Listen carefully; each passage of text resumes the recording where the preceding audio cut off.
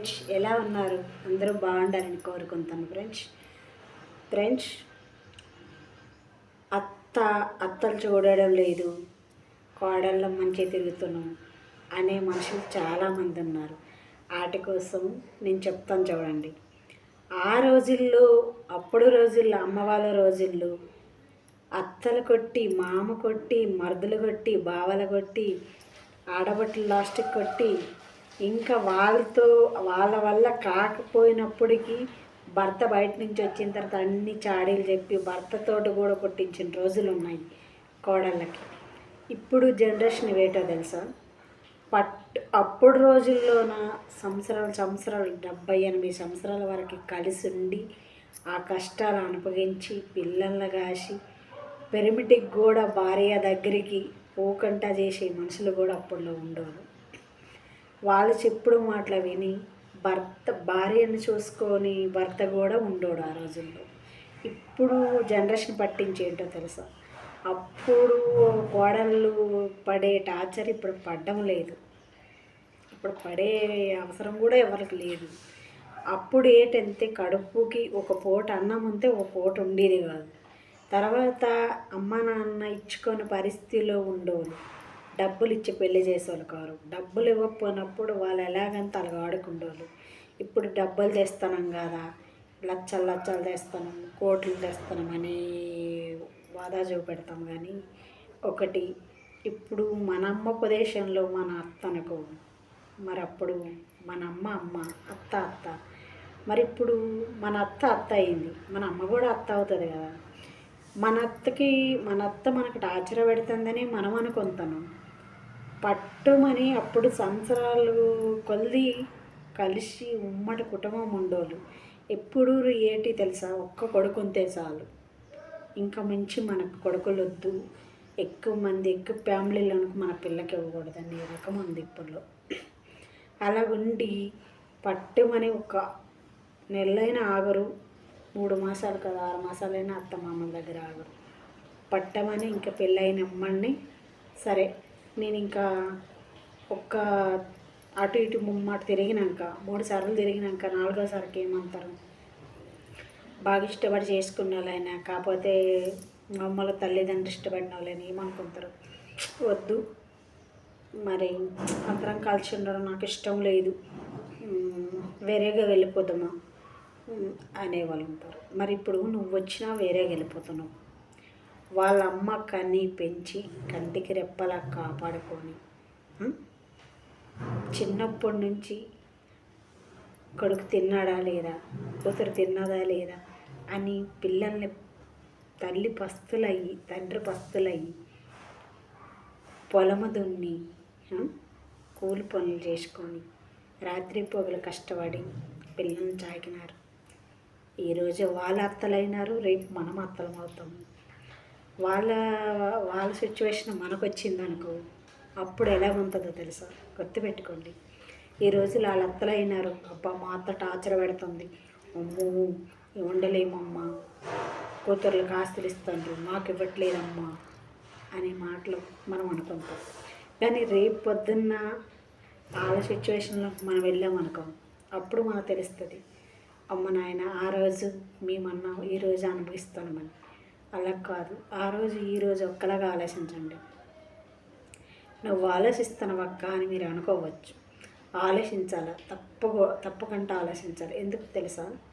ఈరోజు వాళ్ళ అత్తలు అయినారు, రేపు నెక్స్ట్ ఎన్నాళ్ళు ఉండదు మనం అత్తలం అవుతాం. అప్పుడు రోజుల్లో చిన్న టైంలో పిల్లలు చేసి వాళ్ళకి తెలిసేది కాదు, చదువులు ఉండేవి కాదు.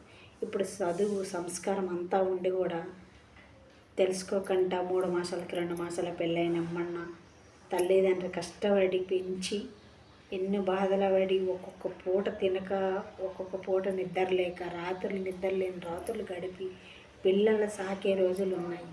అలాంటప్పుడు ఒక పట్టుమని 10 రోజులు అవ్వదు, మనం ఇంకా మనకి డ్యూటీ ఉంది, లేకపోతే మనము పొలం పని చేసుకోవాలా, లేదు కూలి పనులు చేసుకోవాలా అని ఇలాగ వచ్చేస్తాం మనం. ఇలాగ వచ్చేసేటప్పుడు ఆ తల్లిదండ్రి నవమాసాలు కని పెంచి పెద్ద చేసి కొడుకు దూరమైన కూతురు దూరమైన వాళ్ళ బాధ ఎంతగా ఉంటుందో అర్థం చేయండి ఒకసారి. మనం వచ్చాను మన దిక్కు చూడడం లేదు, వాళ్ళ కూతుర్లు చూసుకుంటారు, ఉన్న కొడుకులు చూసుకుంటారు, మమ్మల్ని చూడలేదు అని ఎందుకు అనుకుంటారు? నెగిటివ్గా ఎందుకు ఆలోచిస్తారు? ఇప్పుడు మీకు మనకు చూడలేదనుకో, ఈరోజు కాకపోతే రేపు పొద్దున్న వాళ్ళు తప్పు తెలుసుకుంటారు. తప్పు తెలిసేటప్పుడు ఆ తప్పుకి ఇంకా శాపమే ఉండదు. అలాగనుకొని ఈరోజు పట్టమని మన అత్త చూడదు, మామ చూడదని బయటపడిపోతాం. రేపు పొద్దున్న వాళ్ళ పొజిషన్కి మనం వస్తాం, మన పిల్లలు అదే పొజిషన్లో మనకు వద్దితే అది ఎంత బాధగా ఉంటుందో అర్థం చేయండి ఫ్రెండ్స్. ఇది మీకు తప్పుగా రాంగ్గా అనడం లేదు, మీలో నేను కూడా ఒకదాన్ని.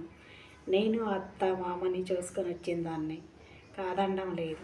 అత్త మామల దగ్గర కొన్ని ఇబ్బందులు ఉంటాయి, కానీ మన తల్లితో కొంచెము ఎలాగ డీల్ చేస్తాము వాళ్ళతో కూడా కొంచెం డీల్ చేయాలి.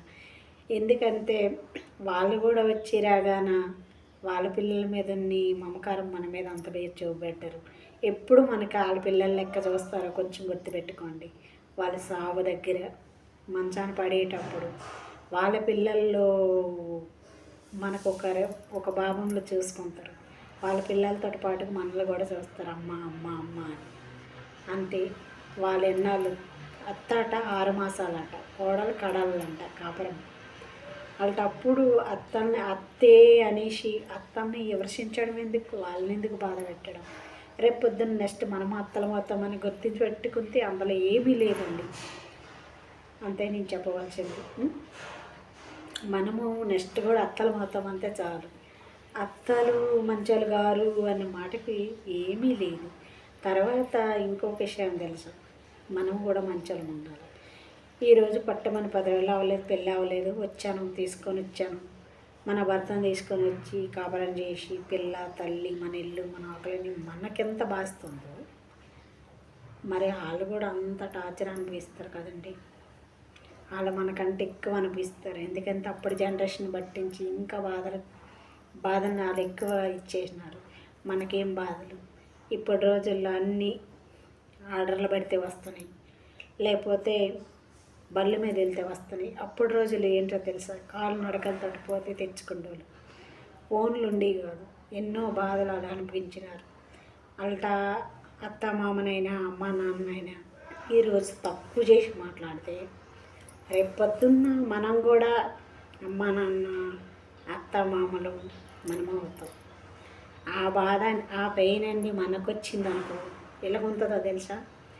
ఈరోజు మన పిల్లలు చిన్నోళ్ళు మనం చెప్పుడు మాటలు వింటాండ్రు, ఆడితే అది నాన్న ఇది నాన్న అంతే తెస్తాండ్రు. ఆడ వయసుకు వచ్చేటప్పుడు మీరు చూడండి ఎక్కడ వరకు ఎందుకండి. ఇప్పుడు వయసుకు వచ్చిన పిల్లలు నాకు ఉన్నారు, ఇంటర్ డిగ్రీ చదివిన పిల్లలు. వాళ్ళని నేను చెప్పుకోలేకపోతాను. చెప్పి ఇది నాన్న అంతే నీకు తెలియదు మూసుకొని ఉండని రోజులు వచ్చినాయి. ఇప్పుడు పాపని ఏదన్నా సరే నీకేం తెలుసు, మీ అమ్మ నాన్న నీకు చదివించలేదు, చదువులేని మధ్య నువ్వు నా మాకు చెప్పడం ఏంటని మన పిల్లలు అయిపోండు. అప్పుడు అమ్మోళ్ళ రోజుల్లో అన్ని బాధలు అనిపించిన అప్పుడు మన జనరేషన్ కొంత, అమ్మోళ్ళ జనరేషన్ కొంత. ఇప్పుడు మన పిల్లల ప్రదేశం చూడండి, అక్కడ వరకు వెళ్ళకండి. మన పిల్లలు కోడళ్ళు కాదు, అల్లుళ్ళు కాదు, ఎవ్వరు రాని మునిపే మనం ఎదిరిస్తాడు. మనం ఆ రోజుల్లో మన అమ్మ నాన్నకి మనం ఎదిరించలేదు కదా. మరి అలాంటప్పుడు ఎక్కడి వరకు ఆలోచించి మన అమ్మ లెక్క మన అత్తని ఎందుకు ప్రేమించలేకపోతాం చెప్పండి? ప్రేమించాలండి. ఎందుకో తెలుసా? నెక్స్ట్ ఎన్నాళ్ళు ఉండదు. రోజులు తిరగబడుతుంటే టైం అనేది చాలా విలువైనది అన్నట్టుగా మన జీవితం అనేది మారుతుందో కానీ టైం ఆగదండి. టైం మారుతూనే ఉంటుంది. అలాగా మన అమ్మ నాన్న మనకి ఎంత విలువో అత్త మామ కూడా మనకు అంత విలువగా మనం చూసుకోవాలండి.